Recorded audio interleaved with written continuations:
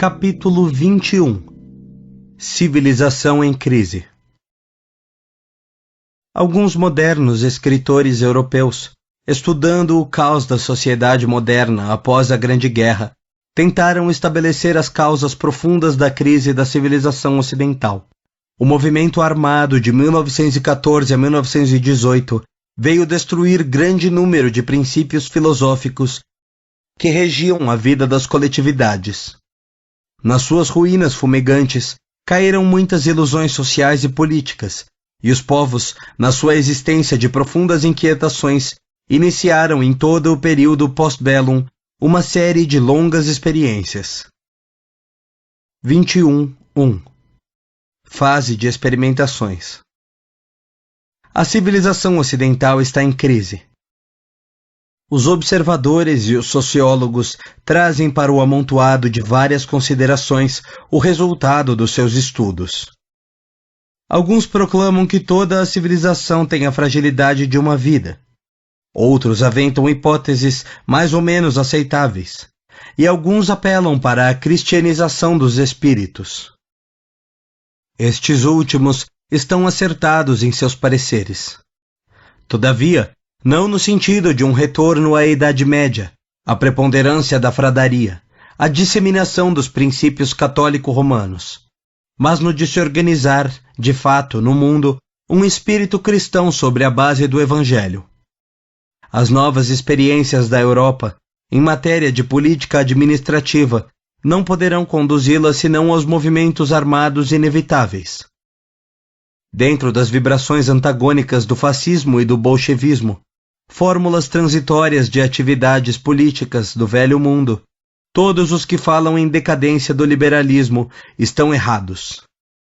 Os governos fortes da atualidade, tenham eles os rótulos de nacionalismo ou internacionalismo, hão de voltar-se do círculo de suas experiências para as conquistas liberais do espírito humano, caminhando com essas conquistas na sua estrada evolutiva, progredindo e avançando para o socialismo cristão do porvir.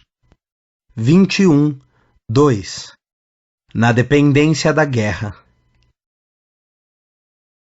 Terminada a última guerra, todos os povos ponderaram a necessidade de paz dentro de uma política regeneradora. Esgotadas e empobrecidas, as nações europeias idealizaram tratados, conferências e institutos que equilibrassem o continente, prevenindo-se contra a possibilidade de futuros arrasamentos. Alterou-se a carta geográfica do mundo europeu, repartindo-se colônias. Criou-se uma literatura antibélica e iniciaram-se novas experiências políticas com a formação das repúblicas soviéticas. Mas a verdade é que cada país multiplicou os seus organismos de guerra. Cada qual pensou na paz, trabalhando na sombra para as lutas do porvir. E quando, depois de anos a fio de conversações diplomáticas e de citações de determinados artigos dos supostos estatutos da tranquilidade coletiva, caíram os sonhos de um desarmamento geral e diminuíram em eficácia os processos da Sociedade de Genebra, o mundo viu aterrado aumentar os efetivos das forças armadas em todas as nações. Vê-se, mais que nunca, que toda a vida do Ocidente depende da guerra. Milhares de operários têm suas atividades postas ao serviço da manufatura das armas homicidas. Milhares de homens estão empregados no trabalho de militarização. Milhares de criaturas se movimentam e ganham o pão cotidiano nas indústrias guerreiras. 21.3 Sentença de destruição. A civilização está em crise porque conheceu a sua sentença de destruição. A guerra, no seu mecanismo industrial, econômico e político, é imprescindível e inevitável. Comunismo e fascismo, nas suas oposições ideológicas, só poderão apressá-la. Ainda há pouco tempo, um jovem europeu exclamava para um colega americano: "Ai de nós! Se nos prepararmos pelo estudo para a luta de nossas próprias edificações, bem sabemos que o Estado exigirá amanhã as nossas vidas. Temos de rir e beber para esquecer essas fatalidades irremediáveis. Essa observação caracteriza de fato as calamidades morais da sociedade moderna. A ausência de um apoio espiritual estabelece a vacilação moral das criaturas. O sentimento dos homens requer uma base religiosa, e a transformação de quase todos os valores religiosos do velho mundo em forças de política transitória deu causa às fundas inquietações contemporâneas. As criaturas vivem a sua tragédia de pessimismo e descrença, à sombra dos governos de experiências tão penosas às coletividades, e encaminham-se, com indiferença, para a subversão e para a desordem. 21.4 O futuro pertencerá ao Evangelho. A civilização está em crise, repetimos com os observadores do mundo. Pode-se apontar como uma das causas desse estado caótico a defecção espiritual da Igreja Católica, negando-se a cumprir as determinações divinas para disputar um lugar de dominação no banquete dos poderes temporários do mundo. Se houvesse mantido a sua posição espiritual, fortificando as almas no seu longo caminho evolutivo, como mediadora entre o céu e a terra, as transições sociais inevitáveis não seriam tão penosas para as gerações do século XX. A estabilidade da civilização ocidental, sua evolução para o socialismo de Jesus, dependiam da fidelidade da Igreja Católica aos princípios cristãos. Mas a Igreja negou-se ao cumprimento de sua grandiosa missão espiritual, e o resultado temo-lo na desesperação das almas humanas, em face dos problemas transcendentes da vida. A luta está travada.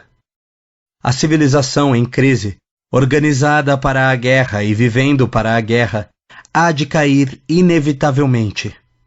Mas o futuro nascerá dos seus escombros, para viver o novo ciclo da humanidade, sem os extremismos antirracionais na época gloriosa da justiça econômica.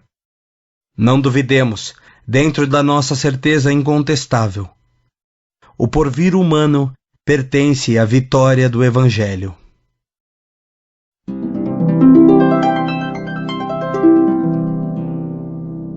Capítulo 22 Fluidos materiais e fluidos espirituais. Serão os fluidos correntes de elétrons? A ciência terrestre classifica o elétron como a derradeira unidade de matéria de carga elétrica negativa. No mundo do infinitesimal, porém, temos um caminho ilimitado e progressivo a percorrer. O homem, diante da incapacidade da sua estrutura e em face da sua zona sensorial limitada, não consegue ir além, no labirinto de segredos do microcosmo, e para que nos façamos entendidos, não podemos convir convosco em que os fluidos, de um modo geral, sejam correntes de elétrons. Ainda mesmo considerando-se a necessidade de representar-se, com essa unidade, uma base para a vossa possibilidade de compreensão e de análise, porque os elétrons são ainda expressões de matéria em estado de grande rarefação. Serão essas correntes de duas naturezas, uma para atuar sobre a matéria e outra sobre o espírito preso a essa matéria? A corrente espiritual será formada pelas ondas eletrônicas? O elétron da corrente espiritual será o mesmo da corrente material? Embora sintéticas, pela sua construção fraseológica, essas proposições são bastante complexas em si mesmas. As correntes de fluidos espirituais têm a sua organização particular e estão aptas a determinar a transformação das correntes de força material em qualquer circunstância. Seria aconselhável nunca se confundir as ondas eletrônicas com os fluidos de natureza espiritual. A matéria, atingindo sublimidades de quintessência, quase se confunde no plano puro do espírito, constituindo tarefa difícil para o eletromagnetismo positivar onde termina uma e onde começa outro. Ainda agora, os cientistas, investigando a natureza da radioatividade em todos os corpos da matéria viva, perguntam ansiosos qual a fonte permanente e inesgotável onde os corpos absorvem, incessante e automaticamente, os elementos necessários a essa perene e inextinguível irradiação. No que se refere às ondas eletrônicas ou aos elementos radioativos da matéria em si mesma, essa fonte reside, sem dúvida, na energia solar, que vitaliza todo o organismo planetário. O orbe terrestre é um grande magneto, governado pelas forças positivas do Sol.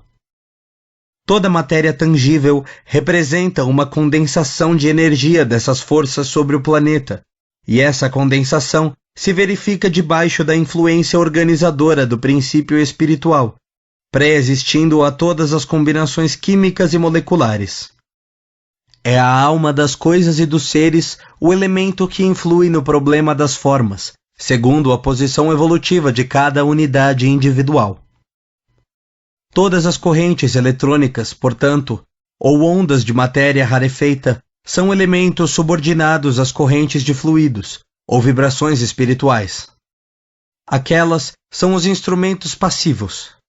Estas, as forças ativas e renovadoras do universo.